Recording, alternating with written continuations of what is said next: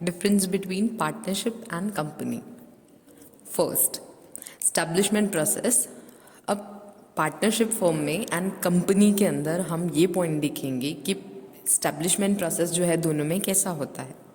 तो पार्टनरशिप के अंदर easy and voluntary registration, number, separate legal entity. अब पार्टनरशिप के अंदर क्या होता है ना, उसका प्रोसीजर कैसा है एस्टेब्लिशमेंट का, बहुत इजी है. इजीली आपको कंपनी का रजिस्ट्रेशन करने के बाद लीगल उसका एंटिटी नंबर जो है वो मिल जाता है.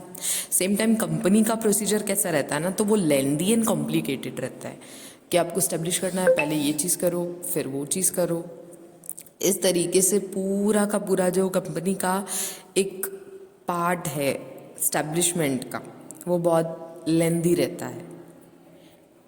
फिर आता है नंबर ऑफ मेंबर्स. तो पार्टनरशिप में क्या है ना, मिनिमम 2 मेंबर्स से हम पार्टनरशिप को स्टार्ट कर सकते हैं.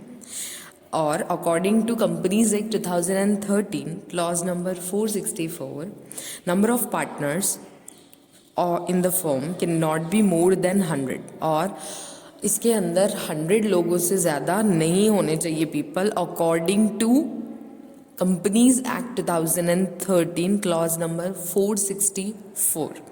ये क्वेश्चन मे बी पॉसिबल, आपको ईयर या नंबर या क्लॉज नंबर ऐसा करके और एमसीक्यू में भी पूछ सकता है. तो इसमें ये होता है कि इस क्लॉज के अकॉर्डिंग जो है 100 पीपल से ज़्यादा जो है मेंबर्स नहीं बन सकते हैं. अगर हम सेम चीज़ को गवर्नमेंट के डिसीजन के अकॉर्डिंग देखें जो कि 2014 में आया था, क्लॉज नंबर 10 मिसलेनियस रूल्स, उसके अकॉर्डिंग अगर हम देखें तो मैक्सिमम पार्टनर्स कितने हैं फर्म के, 50. सेम टाइम कंपनी में अगर हम देखें तो मिनिमम 7 मेंबर्स होंगे एंड मैक्सिमम जो है अनलिमिटेड, उसका कोई लिमिट नहीं है.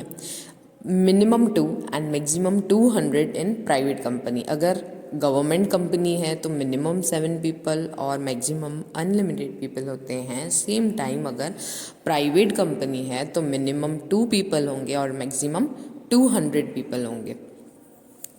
Now third, capital. Capital procedure is less capital comparatively.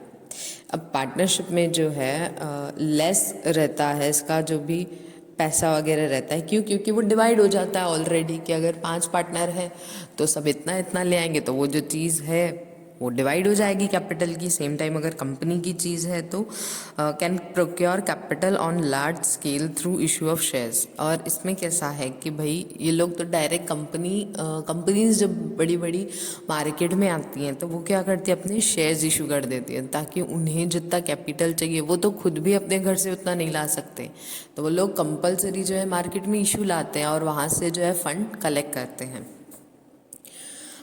Transfer of part of interest.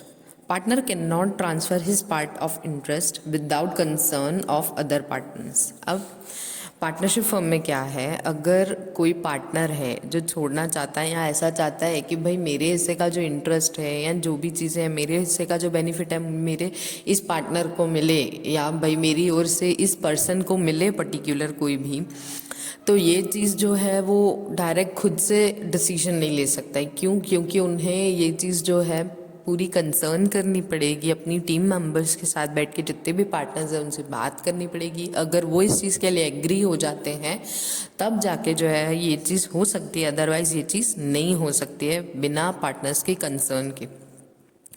Company में members can easily and freely transfer there shares through though there is restriction on transfer of shares of private company. अब इसमें क्या होता है ना कि easily आपके shares लिए हुए हैं, आपने परचेज किया हुआ है, तो वो आप इजीली जो है शेयर ट्रांसफ़र कर सकते हैं.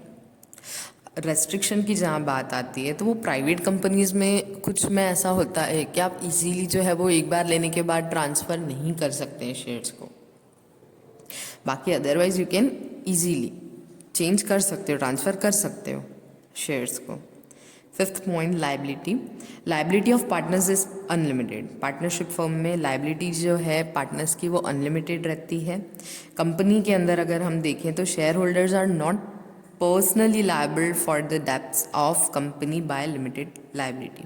अब जो शेयर होल्डर्स हैं वो खुद पर्सनली जो हैं बैठ के और सबको पैसा नहीं देंगे। क्यों? क्योंकि उनके पास खुद के पास अगर इतना फंड होता तो वो डायरेक्ट खुद ही उस पैसे से कंपनी जो एस्टेब्लिश कर देते। अब यहाँ पे लॉस कैसा होता है, पीपल को जो शेयर्स हैं, अगर कंपनी ने बेनिफिट नहीं किया तो शेयर जो है वो डाउन हो जाते हैं। डाउन हो जाते हैं तो सीधी सी चीज़ है कि वो जो हमने पैसा लगाया है वो लॉस में जा रहा है। तो अब इसमें कंपनी जो है वो कुछ नहीं करेगी। कंपनी ज़्यादा से ज़्यादा अगर इंसॉल्वेंट हो जाती है, उस केस में वो थोड़ा बहुत जो रेशियो में आएगा उस अकॉर्डिंग पैसा जो है देगी, बाकी वो जो है बैठ के डेब्ट्स को पे नहीं करती है। Sixth, management.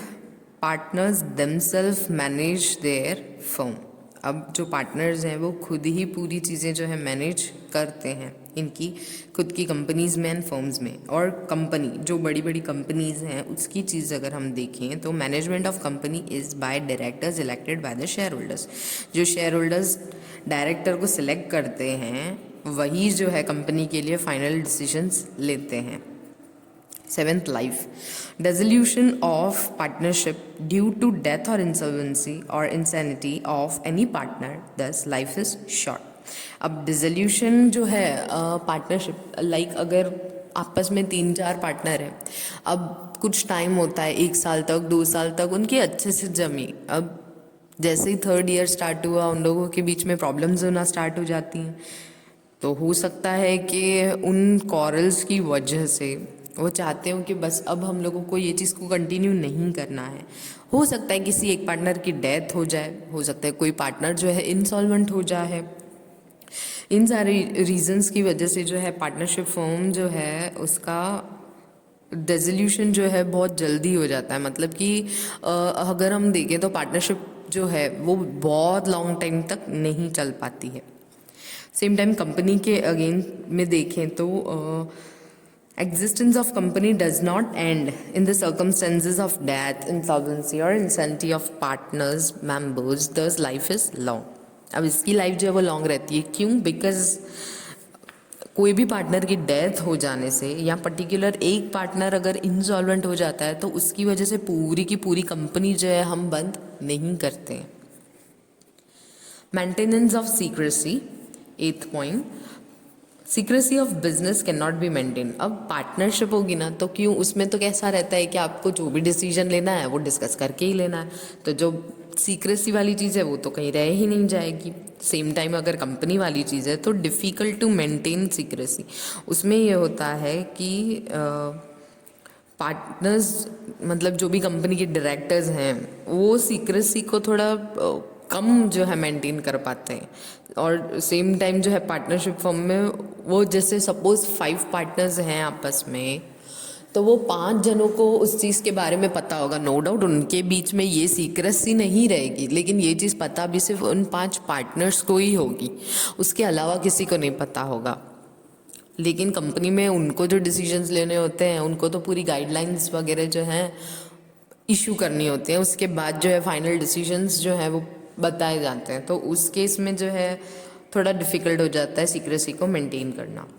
9th, flexibility. It is flexible. Partnership जो है वो फ्लेक्सिबल है। सेम टाइम कंपनी जो है वो कम फ्लेक्सिबल रहती है, उसमें डिफ़िकल्टीज़ बहुत होती हैं। लाइक अगर कोई भी चीज़ है आपको चेंज करना है, कोई भी आपका डिसीजन, तो पहले गाइडलाइंस इशू करोगे, पहले तो मीटिंग बुलाओगे, उसके बाद गाइडलाइंस प्रिपेयर करोगे, उसके बाद इशू करोगे एंड फिर वो जाकर एग्जिस्टेंस में आएगी। तो ये जो चीज़ें हैं फ्लेक्सिबिलिटी वाली वो थोड़ी डिफ़िकल्ट हो जाती हैं। 10th, personal contact. Partners can maintain direct contact with employees and customer. Partnership में वो डायरेक्ट जो है कॉन्टैक्ट में आ सकते हैं उनके जो एम्प्लॉयज़ हैं, कस्टमर्स हैं, सबके साथ। लेकिन कंपनी में ये चीज़ नहीं हो पाती, आप पर्सनल कॉन्टैक्ट किसी से भी नहीं कर पाते हैं। क्यों? क्योंकि कंपनी में तो इतने सारे जने होते हैं काम करने वाले, बहुत सारे कस्टमर्स होते हैं, तो आप एक एक को पर्सनल कॉन्टैक्ट तो नहीं कर पाएंगे ना। 11th, wind up and of partnership can be as per contract or the circumstances determined by the law are at the will of partners।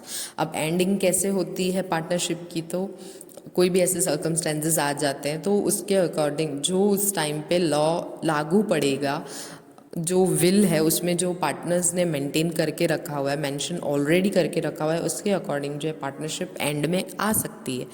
और उसमें मे बी ऐसा भी क्वेश्चन आता है कि भाई पार्टनरशिप कब एंड होगा या क्या, अगर आपको कॉन्ट्रैक्ट बेस पे डालना है तो वो डाल सकते हैं कि भाई 3 साल 5 साल, वो जैसे ही 5 साल हो जाते हैं अगर उनको लगता है कि हम कंटिन्यू करना चाहते हैं तो उसको रिन्यू करवा लेते हैं, और चाहते हैं कि नहीं हम अब नहीं करना चाहते तो वो वहीं एंड कर देते हैं। सेम टाइम कंपनी का वाइंड अप कैसे होता है? Wind up of company is through fulfilment of law according to rules and regulations. जो भी गाइडलाइंस है उसके मुताबिक ये लोग जब चाहें जैसे भी एंडिंग कर सकते हैं एक कंपनी का।